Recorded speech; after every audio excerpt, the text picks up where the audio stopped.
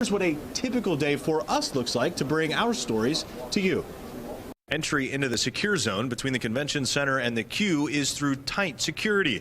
This is as close as they'd let us get to shoot video. Even more scrutiny than at the airport. At least you get to keep your shoes on. Most of the media actually do their work several blocks from the convention floor at the queue. You just have to head down a few escalators to the massive exhibit hall. For the media, this is where all the pre-work happens in order to get our stories to air that you'll see on the news tonight. This is our workspace. After cutting our stories, it's off to the queue. Shuttles are waiting and, yes, more security. Thanks your yellow credentials, sir. Thank you. From the suite where we work all of our live shots, we're going to head now down this hall, which usually is extremely busy with reporters and photographers. We're going to head down to the floor. Now, this is not something you can do at any time. All of these news channels are provided with certain passes, so you have a time limit. Sometimes it's an hour, sometimes it's only 15 minutes. So sometimes you get a chance to do your interviews, and other times you got to hustle. All that work before the evening program even begins. Anyone who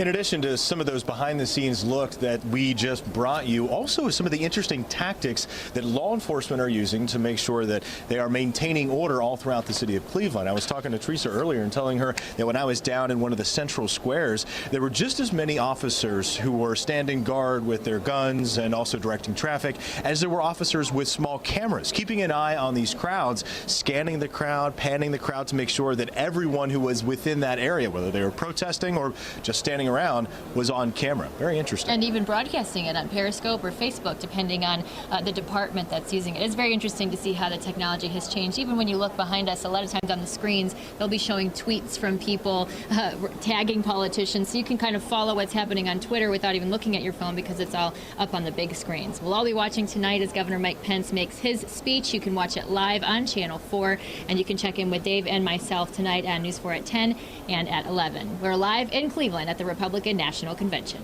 Teresa and Dave, thank you so much. And our live